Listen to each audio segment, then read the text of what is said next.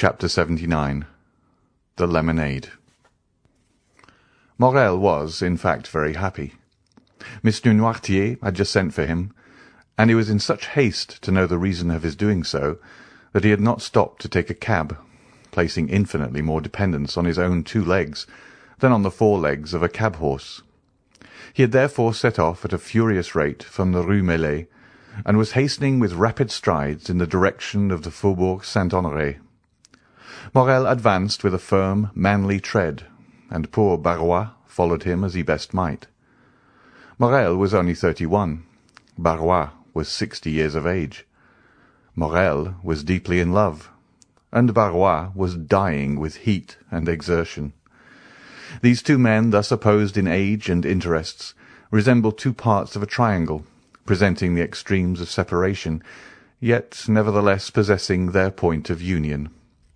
This point of union was Noirtier, and it was he who had just sent for Morel, with the request that the latter would lose no time in coming to him, a command which Morel obeyed to the letter, to the great discomfiture of Barrois. On arriving at the house, Morel was not even out of breath, for love lends wings to our desires, but Barrois, who had long forgotten what it was to love, was sorely fatigued by the expedition he had been constrained to use. The old servant introduced Morel by a private entrance, closed the door of the study, and soon the rustling of a dress announced the arrival of Valentine. She looked marvellously beautiful in her deep mourning dress, and Morel experienced such intense delight in gazing upon her that he felt as if he could almost have dispensed with the conversation of her grandfather. But the easy chair of the old man was heard rolling along the floor, and he soon made his appearance in the room. Noirtier acknowledged by a look of extreme kindness and benevolence the thanks which Morel lavished on him for his timely intervention on behalf of Valentine and himself, an intervention which had saved them from despair. Morel then cast on the invalid an interrogative look as to new favour which he designed to bestow on him. Valentine was sitting at a little distance from them, timidly awaiting the moment when she should be obliged to speak. Noirtier fixed his eyes on her. "Am I to say what you told me?" asked Valentine. Noirtier made a sign that she was to do so. "Monsieur Morel," said Valentine to the young man, who was regarding her with the most intense interest, "my grandfather, Monsieur Noirtier, had 1,000 things to say, which he told me 3 days ago, and now he has sent for you, that I may repeat them to you. I will repeat them then, and since he has chosen me as his interpreter, I will be faithful to the trust, and will not alter a word of his intentions."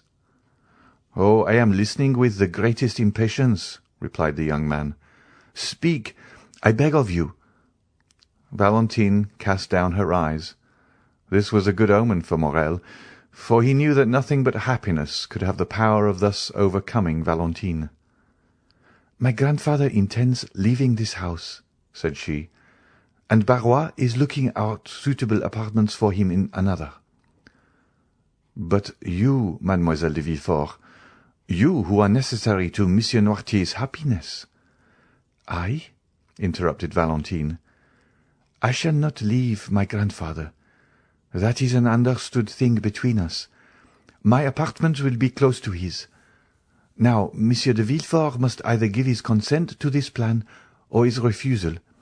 In the first case, I shall leave directly, and in the second, I shall wait till I am of age, which will be in about 10 months.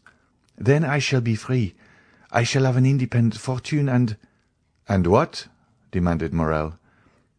"And with my grandfather's consent, I shall fulfil the promise which I have made you." Valentine pronounced these last few words in such a low tone that nothing but Morel's intense interest in what she was saying could have enabled him to hear them. "Have I not explained your wishes, grandpapa?" said Valentine, addressing Noirtier. "Yes," looked the old man. "Once under my grandfather's roof, Monsieur Morel can visit me in the presence of my good and worthy protector. If we still feel that the union we contemplated will be likely to ensure our future comfort and happiness, in that case I shall expect Monsieur Morel to come and claim me at my own hands. But alas, I have heard it said that hearts inflamed by obstacles to their desire grew cold in time of security. I trust we shall never find it so in our experience." "Oh!"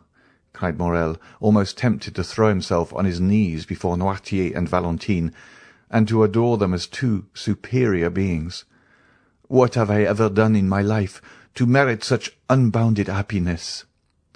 "Until that time," continued the young girl in a calm and self-possessed tone of voice, "we will conform to circumstance, and be guided by the wishes of our friends, so long as those wishes do not tend finally to separate us. In a word, and I repeat it because it expresses all I wish to convey, we will wait." "And I swear to make all the sacrifices which this word imposes, sir," said Morel, "not only with resignation, but with cheerfulness."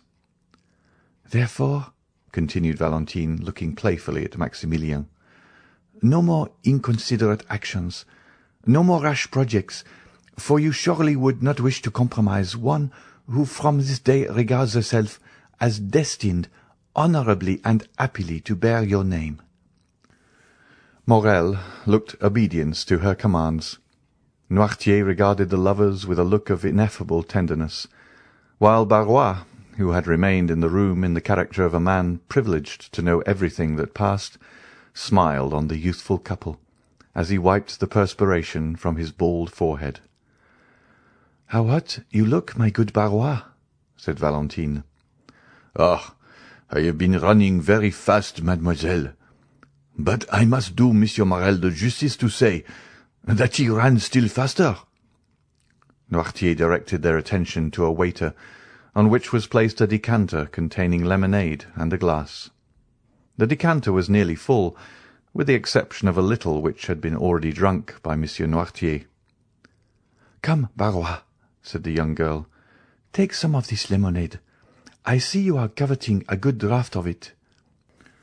"The fact is, mademoiselle," said Barrois, "I am dying with thirst, and since you are so kind as to offer it to me, I cannot say I should at all object to drinking your health in a glass of it." "Take some then, and come back immediately." Barrois took away the waiter, and hardly was he outside the door, which in his haste he forgot to shut, than they saw him throw back his head and empty to the very dregs the glass which Valentine had filled. Valentine and Morel were exchanging their adieux in the presence of Noirtier, when a ring was heard at the door-bell. It was the signal of a visit. Valentine looked at her watch. "It is past noon," said she, "and to-day is Saturday. I dare say it is the doctor, grandpapa." Noirtier looked his conviction that she was right in her supposition. "You will come in here, and Monsieur Morel had better go, do you not think so, grandpapa?" "Yes," signed the old man. "Barrois!" cried Valentine. "Barrois!" "I am coming, mademoiselle," replied he. "Barrois will open the door for you," said Valentine, addressing Morel. "And now remember one thing, monsieur officer, that my grandfather commands you not to take any rash or ill-advised step which would be likely to compromise our happiness." "I promised him to wait," replied Morel, "and I will wait." At this moment Barrois entered. "Who rang?" asked Valentine. "Dr. d'Avrigny," said Barrois, staggering as if he would fall. "What is the matter, Barrois?" said Valentine. The old man did not answer, but looked at his master with wild, staring eyes, while with his cramped hand he grasped a piece of furniture to enable him to stand upright. "He is going to fall!" cried Morel. The rigours which had attacked Barrois gradually increased. The features of the face became quite altered, and the convulsive movement of the muscles appeared to indicate the approach of a most serious nervous disorder. Noirtier, seeing Barrois in this pitiable condition, showed by his looks all the various emotions of sorrow and sympathy which can animate the heart of a man. Barrois made some steps towards his master. "Ah, sir," said he. "Tell me, what is the matter with me? I am suffering. I cannot see. 1,000 fiery darts are piercing my brain. Oh, don't touch me. Pray don't." By this time his haggard eyes had the appearance of being ready to start from their sockets. His head fell back, and the lower extremities of the body began to stiffen. Valentine uttered a cry of horror. Morel took her in his arms as if to defend her from some unknown danger. "Monsieur d'Avrigny! Monsieur d'Avrigny!" cried she in a stifled voice. "Help! Help!" Barrois turned round and with a great effort stumbled a few steps, then fell at the feet of Noirtier, and resting his hand on the knee of the invalid, exclaimed, "My master! My good master!" At this moment Monsieur de Villefort, attracted by the noise, appeared on the threshold. Morel relaxed his hold of Valentine, and retreating to a distant corner of the room, remained half hidden behind a curtain. Pale, as if he had been gazing on a serpent, he fixed his terrified eye on the agonized sufferer.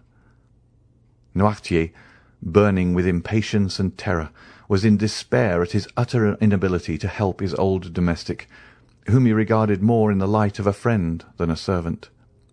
One might be the fearful swelling of the veins of his forehead, and the contraction of the muscles around the eye trace the terrible conflict which was going on between the living, energetic mind and the inanimate and helpless body.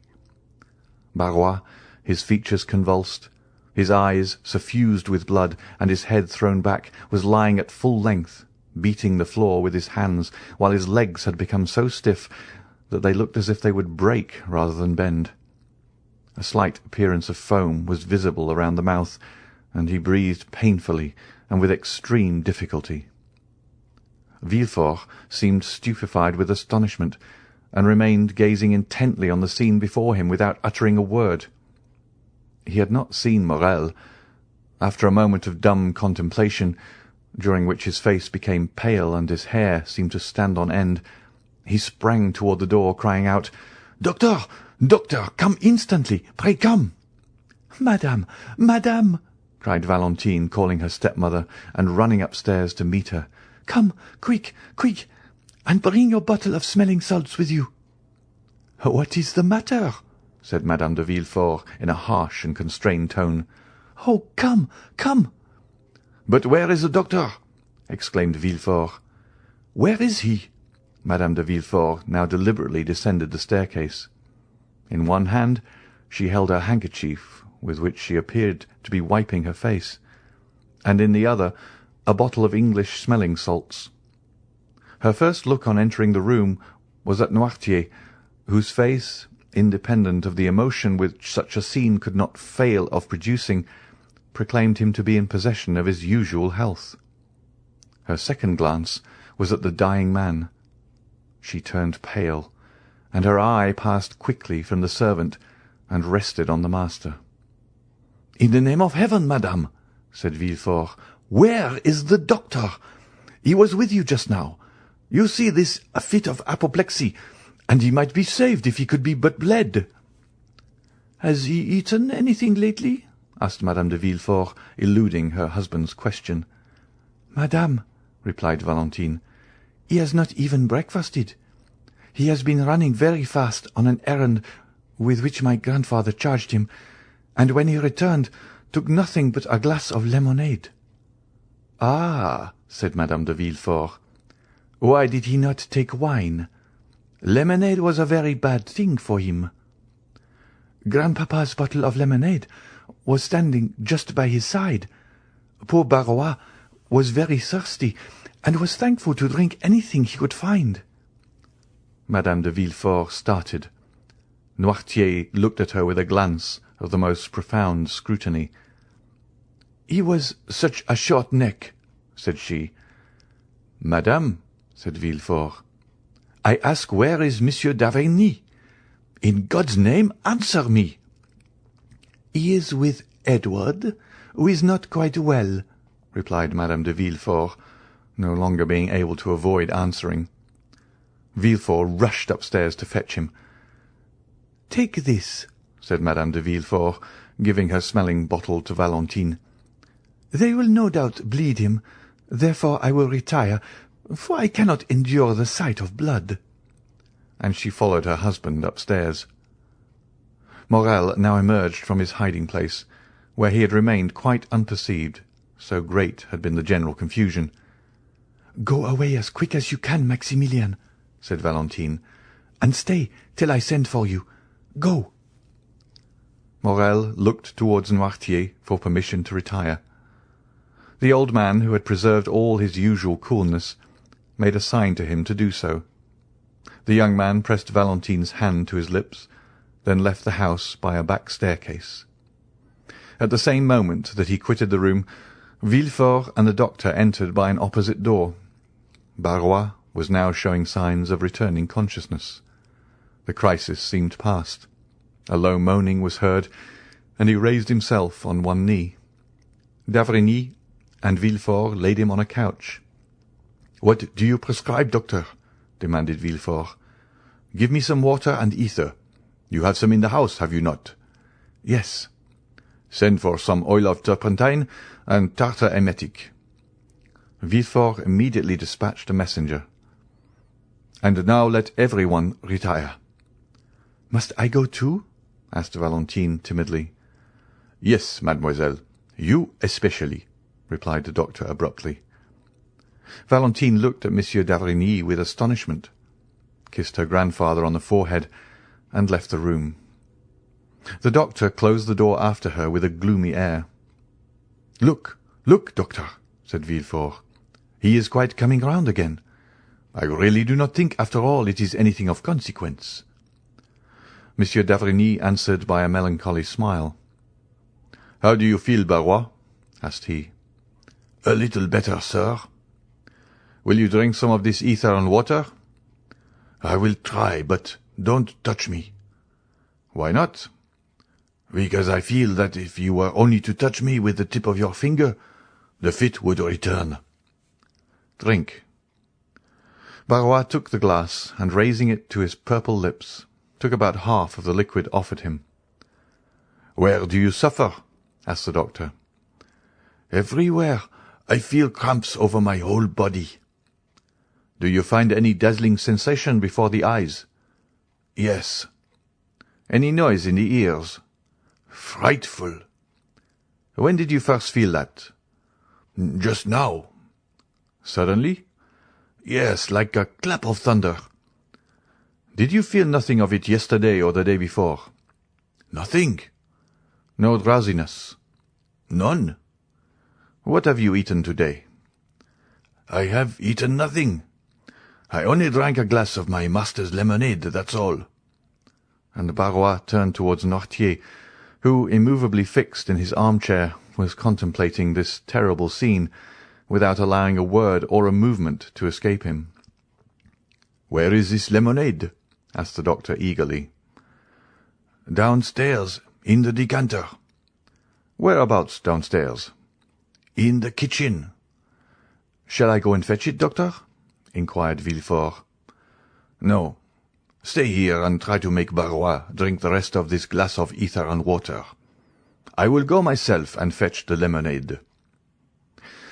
d'Avrigny bounded towards the door, flew down the back staircase, and almost knocked down Madame de Villefort in his haste, who was herself going down to the kitchen.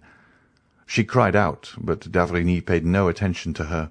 Possessed with but one idea, he cleared the last 4 steps with a bound, and rushed into the kitchen, where he saw the decanter about 3 parts empty still standing on the waiter, where it had been left.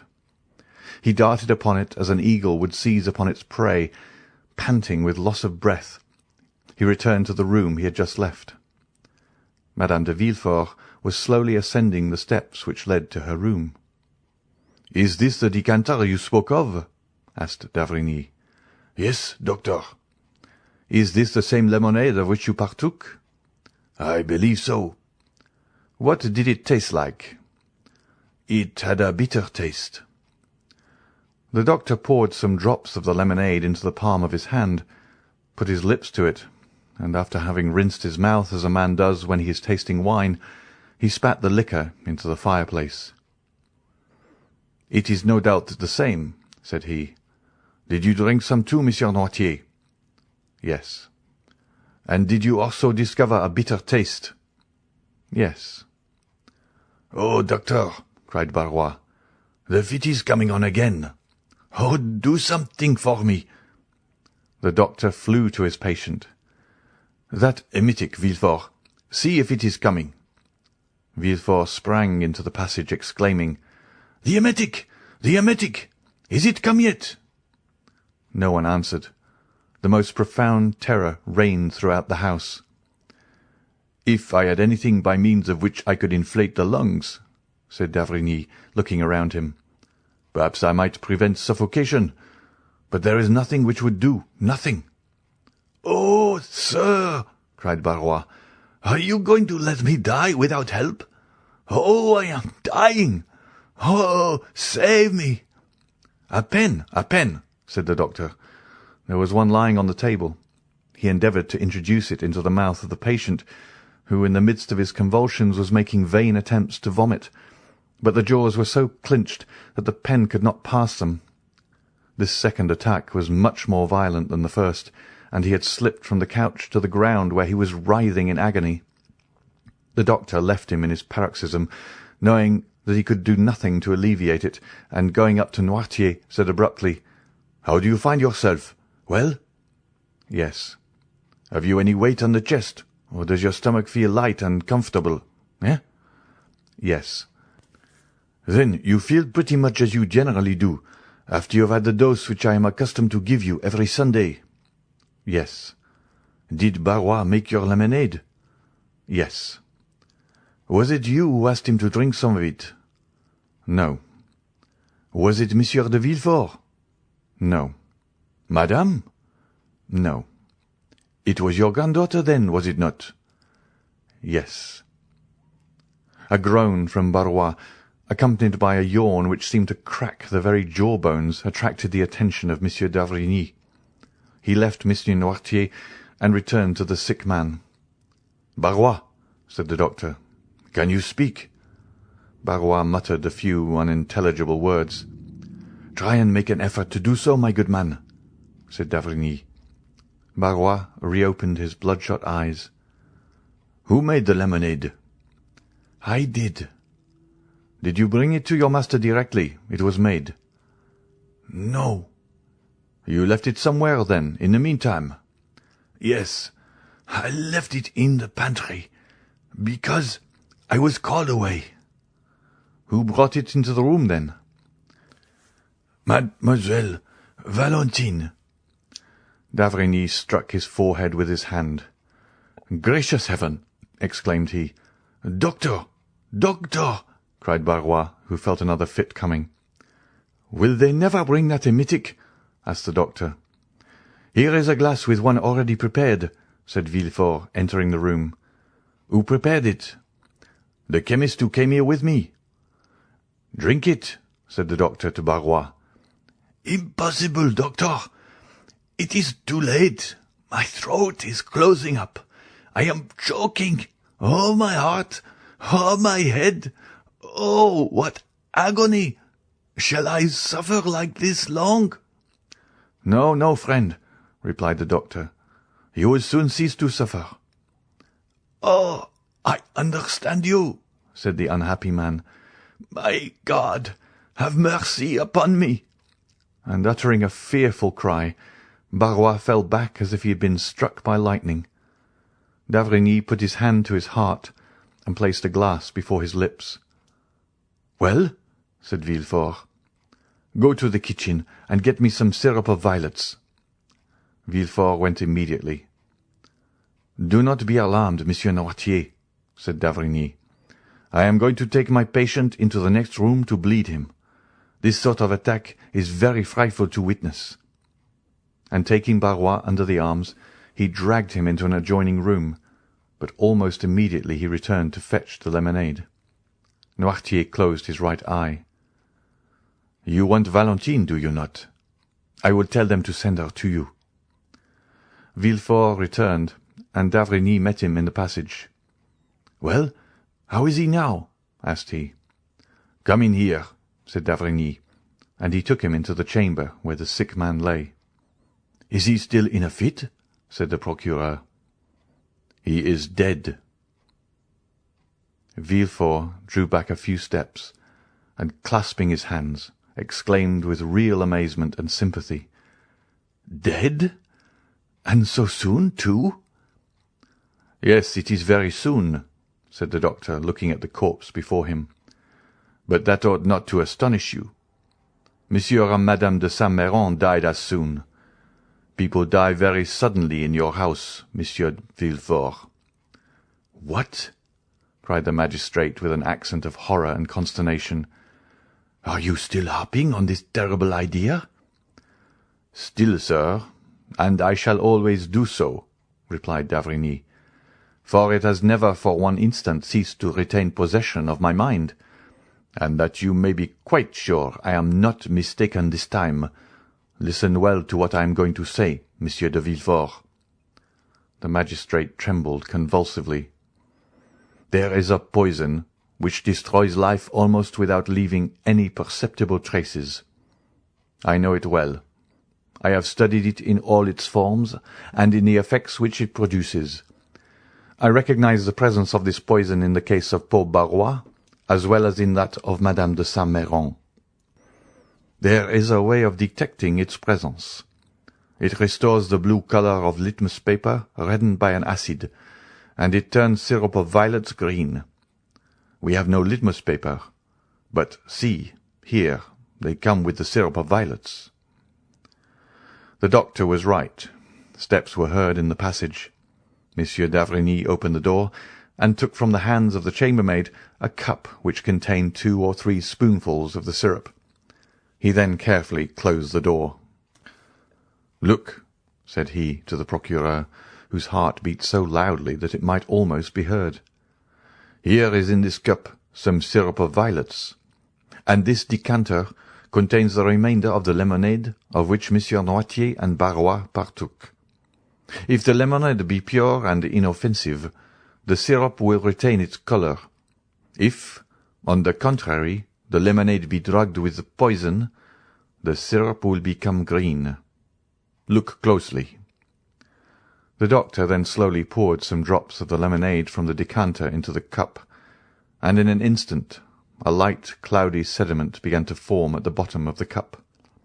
This sediment first took a blue shade, then from the colour of sapphire it passed to that of opal, and from opal to emerald. Arrived at this last hue, it changed no more. The result of the experiment left no doubt whatever on the mind.